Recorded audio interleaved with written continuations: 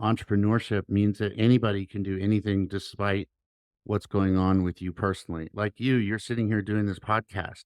You're a form of an entrepreneur and you're doing it and you're out there just doing it, right? And there's people all the time that are otherwise passed over or looked past that are doing things that are unusual.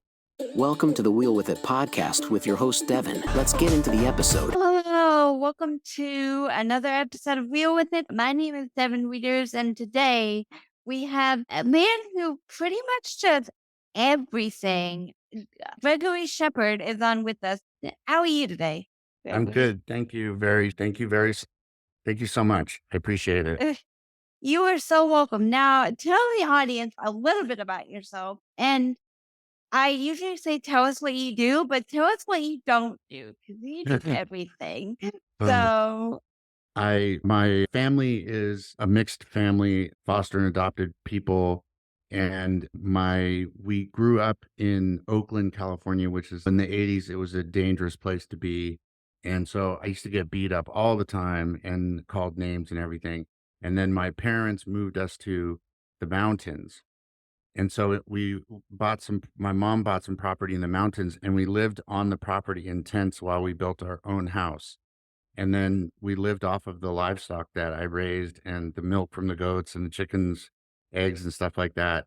And then I had a really hard time in school because I have autism, dyslexia, synesthesia, and Savant syndrome. So I didn't, I didn't do very well in school and I had to go from school to school all the time. And then finally I was able to graduate from high school in a continuation school, but I couldn't go to college. So I joined the Navy and I got kicked out of the Navy because I have asthma and all the other stuff. And then I started building businesses. So I've built and sold 12 companies and won 4 private equity awards for transactions between 250 million and a billion. So then was trying to give back. So I went into politics to try to help women and other marginalized people of color, disabled people, etc., get into Congress. And I got really frustrated with politics. So then I went and started helping founders because that's what I had done my whole life. So the first thing I did is write a book. When I say write a book, I dictated a book to the machine and then had people help me with it. So I authored it, but technically I did some of the writing, but not that much because I read and write at a 4th grade level. So then I started a school for entrepreneurship to help people that can't get a normal job start businesses. And that school is called Startup Science. And then we power different people in that world. And then every year I choose a challenge. I choose something every year that I think is impossible because I think every day is impossible. And so I done everything like wrestled crocodiles, swam with sharks, climbed El Capitan, ran a marathon, stuff like that, and trying to tell people that you can do mm, things that you think are impossible. And then I also did a TED Talk. But th- anyway, there I am. Where did you wrestle a crocodile? And I will not be doing that anytime soon because I know they're amazing animals, but I get a new one. So, they are scary and powerful. And I did that in Florida. I did bullfighting in Mexico and a lot of things. Swam with the great white sharks, a lot of things over the last, my first one was to graduate from high school. So I've been doing it ever since then, every year. how did you decide to do all these things? The businesses, all the stuff that you do. The businesses I decided to do, I couldn't do anything else because I couldn't get like a regular job because I have stimming and I don't learn things the same way other people do. And so I couldn't get a job. So I had to create a job for my own self. And that's how I started getting into businesses. And then the other things, I got into doing them because for some people like us, every day is an obstacle and trying to get through the day. And some people way more than other people. And so I thought to myself, I am going to make it so that instead of being afraid of what the day could bring, I'm going to go do things that I'm afraid of. So then I'm not afraid of every day anymore. That is amazing. So tell us like about some of the businesses you started. Like, what's your favorite one? It's all on your website. People can go. We'll link it in the show notes. What's your favorite? Um, The one I'm doing now, the one I'm doing now is helping people build businesses. So not just people that, fancy people that go to fancy colleges, but also like people like us who have things that people look at and they don't understand that we're not what we look like or the way that talk or appear to people. The concept of entrepreneurship means that anybody can do anything despite what's going on with you personally. Like you're sitting here doing this podcast. You're a form of an entrepreneur and you're doing it and you're out there just doing it, right? And there's people all the time that are otherwise passed over or looked past that are doing things that are unusual. And you are one of those people, and I am one of those people. And I am really have so much admiration and respect for you because thank you, sir. you're doing something that is really unique and you're speaking to a group of people that need to have a voice. And I'm really grateful that you allow me to be on your podcast. And I'm really grateful for what you're doing too. So I just want to pay respects to you. It's an honor to hear you say that. I never know how to take that when people would say that to me, but thank you. So, what would you say to like employers about hiring people with disabilities? I say to people that if the majority of people see things in the world or business or whatever in a certain way, if there are people that see it a different way, then that means that those people bring a competitive advantage.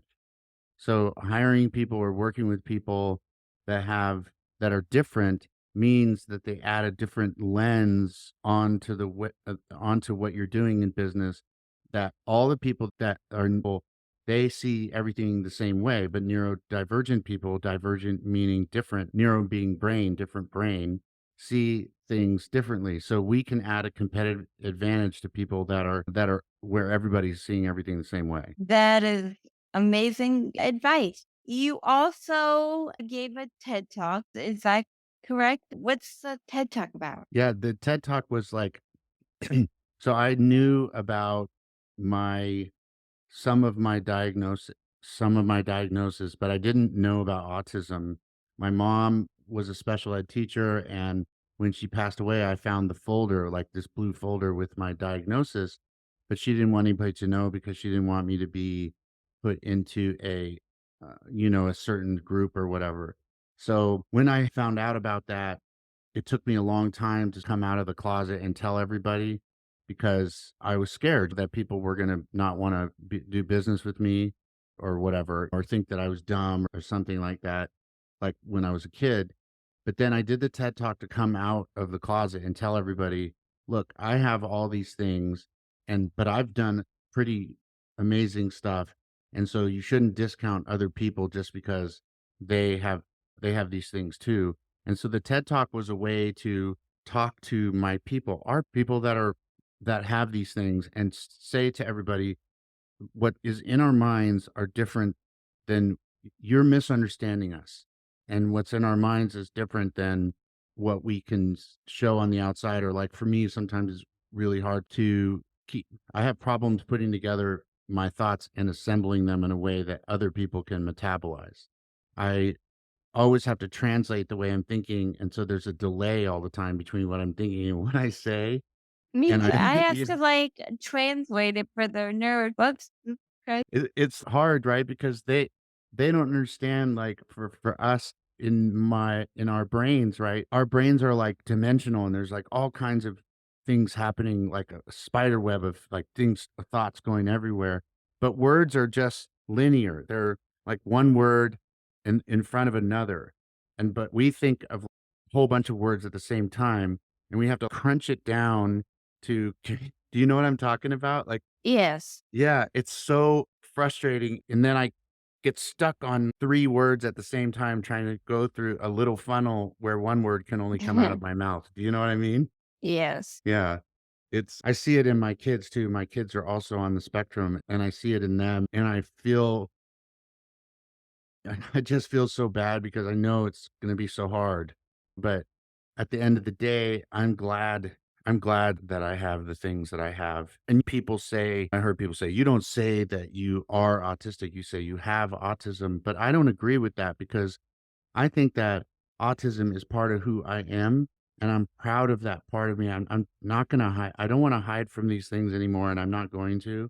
And I'm just telling people because people need to know that we have superpowers, and our differences is what makes us unique in the world. That is amazing. What else have you done? I let me see. I worked in politics, done all these different adventures. I swam a marathon. I ran a marathon. I climbed the tallest piece of rock climbed the tallest piece of granite in the world. And then I did all these businesses and worked in politics. I met Barack Obama twice. And How did you get that opportunity? I was doing the politic thing, and I was trying to focus on getting people into Congress that are underrepresented. And I did really well. And so they invited me to go meet him. And so I went and met him, and he's so a cool guy. Like when I first walked up, I was having a lot of tics, a lot of autism. Like I was having a hard time, and the Secret Service came over, and then Obama came over and he said, "Hey, it's okay." And then he gave me a hug. And he treated me really super respectful and super kind, and it was a really amazing something I'll never forget. That's cool. We don't really do politics on this podcast, so we're not saying whether we agree with his policies or not. But that's so cool. Yeah, regardless of politics, I meant the first Black president and a president of the United States, which is a big whatever who you believe in. Yeah. Yeah. So, do you have any cool behind the scenes Obama stories that you can share that won't get you in trouble? Yeah, I can tell you that he smells really good. We And love that. yeah, I don't know what the cologne is, but he smells really good cologne, like a really good cologne. And it's real. You feel like you're really talking to somebody. But the whole thing was very scary for me. I have a hard time just getting through airport security. And there was a lot of security. So it Yeah. was a little bit, I had to take Valium to get through it. Yeah, that's so awesome. That is really awesome. So, is there anything else that you want to cover that you want to make sure that I want to we ask you a question. I'm really interested. What made you start the podcast? What made you get that's a long story. It started as a Survivor Recap podcast, which on that note, I have a Survivor YouTube channel coming to season 46. So any of you Survivor watchers out there, check that out. But I started a Survivor Recap podcast because I just have always wanted to produce stuff and I love to produce stuff. Ever since I saw Jeff post on Survivor that first time, I'm like, I want to do whatever he's doing. So I started a recap podcast. Let's just say my recap skills the first go round were not up to stuff. They will be this go round, but the first go round they were not. So I switched it to a podcast about DEI, and that's pretty much the story of the pod. That's really cool. Yeah, I really appreciate you telling me. I'm always inspired by people who have a diagnosis and are out there doing what they want to do, even though it's hard and sometimes people aren't supportive. But I really think you're wonderful, and I really appreciate you having me on your podcast. And I just really appreciate that you're out there doing this. Thank you so much. I know it was a short interview, but I hope you enjoyed it. I hope you enjoyed being on because I enjoyed having you. And we will see you guys next episode. Bye Thank you. guys. Thank you for joining us. We hope you enjoyed the show. Remember to follow the show and our guests on social media and subscribe. Be sure to hit the bell so you'll get notified when we upload new episodes. See you next time.